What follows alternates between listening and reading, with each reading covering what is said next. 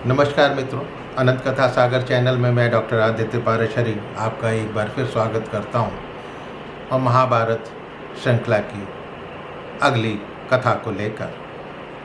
कथा कच्छ के बारे में चल रही है, जो कि मृत संजीवनी विद्या शुक्राचार्य के पास सीखने आए थे और सीखने के बाद उनकी पुत्री देवयानी के द्वारा किया गया प्रणय निवेदन ठुकराकर वापस स्वर्गलोक चले गए। जब देवताओं के पास कच्छ पहुंचे तो देवताओं को बड़ी प्रसन्नता हुई और देवताओं के कहने पर इंद्र भूलोक में आ गए। इंद्र ने एक जगह सरोवर में कई सारी कन्याओं को जल क्रीड़ा करते देखा, तो इंद्र ने वायु का रूप धारण करके उनके सारे कपड़े उड़ा दिए और उड़ने से वो सब आपस में मिल गए। उन्हीं कन्याओं में देवयानी, जिसका वर्णन किया ही जा चुका है पहले, और वृषपर्वा की पुत्री शर्मिष्ठा भी थी। अब उनके कपड़े आपस में बदल गए। शर्मिष्ठा ने अनजाने में देवयानी के कपड़े पहन लिए। इस अदला बदली में देवयानी और शर्मिष्ठा के बीच में आपस में झगड़ा होने लगा। तब देवयानी शर्मिष्ठा से बोली क्रोध में कि अरिदानव की पुत्री, तू मेरी शिष्या होकर मेरा वस्त्र पहनने की तेरी हिम्मत कैसे हुई? तब शर्मिष्ठा भी क्रोध में आकर बोली कि मेरे पिता चाहे सो रहे हों, चाहे बैठे हों, जगे हों, तेरा पिता एक विनयशील सेवक की तरह नीचे खड़े होकर बंदी जनों की भांति उनकी स्तुति करता है। तू तो भिखमंगे की बेटी है जो दान लेता है। वृषपर्वा राजा होते थे और उन्हीं के राज्य में शुक्राचार्य आचार्य थे। तो शर्मिष्ठा कहती है कि मैं उनकी बेटी हूँ जो दान देते हैं। अब देवयानी ने शर्मिष्ठा के शरीर से अपने वस्त्रों को खींचना शुरू कर दिया। ये देखकर शर्मिष्ठा ने देवयानी को एक कुएं में धक्का दे दिया। ये सोचकर कि वो मर गई होगी, वो नगर वापस आ गई। तब उसके बाद नहुष पुत्र ययाति उस स्थान पर पहुँचे और वो थके हुए थे, पानी की तलाश में थे। उन्होंने सूखे हुए कुएं को देखने की कोशिश करी तो वहाँ पर उनकी दृष्टि देवयानी पर पड़ी। तो राजा ने उससे आश्वस्त करके पूछा कि घबराओ नहीं, तुम हो कौन? तुम किसकी पुत्री हो?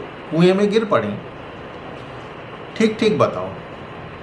अब चूंकि ययाति काफ़ी वर्षों के बाद वहाँ पर पहुँचे थे तो देवयानी को पहचान नहीं पाए थे कि ये वही देवयानी है जिसका प्रणय निवेदन ठुकरा कर चले गए थे, क्योंकि उनके दिमाग में उनके प्रति कोई भावना थी नहीं।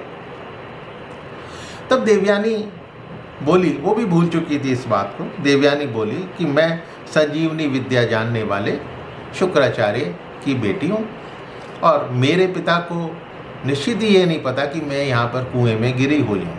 आप कौन हैं और आपके आने का कारण क्या है, मैं जानना चाहती हूँ। तब ययाति बोले कि मैं नहुष पुत्र ययाति हूँ। एक हिंसक पशु को मारने की इच्छा से वन में शिकार करने के लिए आया था, तो प्यास लगने पर कुएं पर मैंने दृष्टि डाली तो मैंने तुम्हें इस अवस्था में देखा।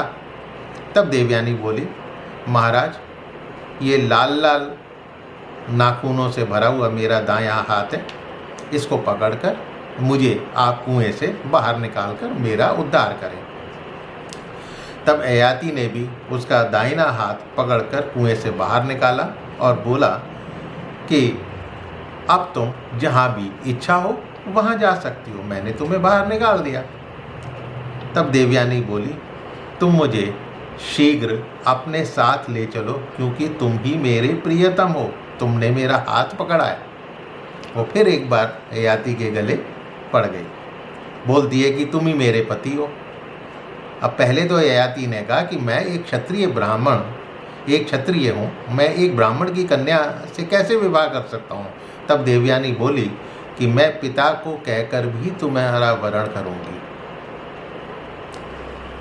अब तुम शीघ्र चलकर मेरे पिता से कह दो, मैं अब वृषपर्वा के नगर में पाँव नहीं रखूंगी। उनको पूरी बात बता दो और उनको कहकर मेरा उद्धार करो।